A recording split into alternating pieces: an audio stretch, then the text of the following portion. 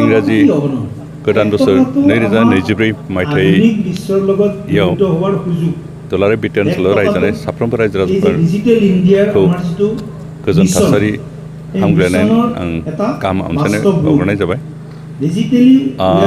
आसा खालामदों बे बोसोराव बिटिआर ओनसोलनि रायजो राजाफोरनि गेजेराव गोजोन थासारि फैगोन, बिदाखौ अनलायनाय हिसाबै रायजो जागोन आरो बेनि गेजेरजों बे सुजुगखौ लानानै जों बिटिआर ओनसोलनि साफ्रोमबो रायजो राजानि जौगाखांनायनि खामानिफोरखौ मावफुंलांनो हागोन। जों बिटिआर सरकार हिसाबै बे ओनसोलनि जौगानायनि थाखाय डिपार्टमेन्टेल जिखिनि स्किमफोर दं, जिखिनि बेबस्थाफोर दं, बेखिनिखौ मावगोनसै। बेनि अनगायैबो जों गोबां गोदान IBS स्किम लादों, बेक्तिगत लाब जानाय। बेखौ आइजोफोरनि बा जोंनि सेंग्रा सिख्लाफोरनि थाखाय बेखिनि आसनिखौ लादों आरो थांनाय 2 बोसोराव जों जिखिनि मावदों बेनिफ्राय 2 गुन जों गोसो होनानै खामानि मावनो थिरांथा लादों।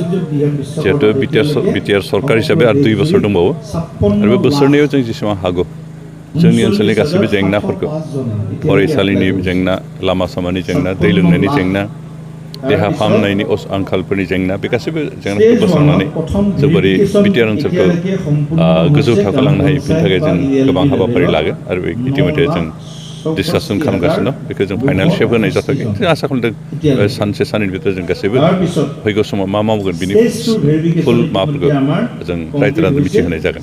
खिन्थु जों आसा खालामदों जे फैगौ 2 बोसोराव जों जेसेबां हागौ बिटिसिनि जेंनाफोरखौ बोस्रांनानै मोनसे बिटिसिनि ससिय' इक'नमिक डेभेलपमेन्टखौ जों मावफुंनो हागोन आरो बेनि थाखाय जों हाबाफारि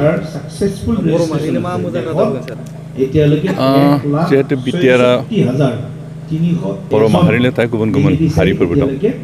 बेनिखायनो आंनि हास्थायनाय बेनो जे बिटिआर ओनसोलाव रायजो जानाय गासैबो हारि हारिसाफोरनि जौगासारनि थाखाय, बिथांमोननि मोनथायनि थाखाय जों खामानि मावगोन आरो बर' माहारि हिसाबैबो थांनानै थानायाव जाहाथे दावगालांनो हायो बेनि थाखाय बर' राव, बर' थुनलाइ, बर'नि हारिमु गोख्रों खालामनायाव जों बिटिआर सरकारनिफ्राय जेसेबां हायो हेफाजाब खालामगोन आरो बेनिखायनो जों सरकारनि सासे थान्दै हिसाबै आं बेखौनो भरसा खालामदों जे फैगौ समाव जाहाथे बर' जातिया गावनि राव, हारिमु, थुनलाइखौ रोखायै फसंना लानानै थांना थानो हायो, बेखौनो भरसा खालामबाय। आरो लोगोसे बिटिआर ओनसोलनि गासैबो जातिफोरा, गासैबो हारि हारिसाफ्रा जाहाथे बिथांमोननि ट्रेडिसनेल जिखिनि सिनायथि, कालचार गासैखौबो फोथांना लाखिनानै थांना थाथों, बेखौनो जों भरसा खालामदों आरो बिथांमोननि हारिमुनि जिखिनि मोन्थाय, बे मोन्थायखिनिखौ जों जेसेबां हागौ बिटिआर सरकारनिफ्राय जों गनायथि होनानै बिथांमोनखौ थांना थानायनि खाबुखौ होगोन। मानोना मानब गिदिर बड'फा उपेन्द्र ब्रह्मनि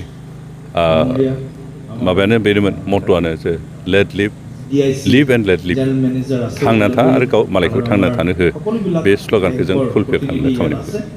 Good news for everyone. For the academic year 2024-2025, admissions to playgroup, nursery, LKG and UKG are underway at Bidyabili Kids School in Habubari, Kokrajhar.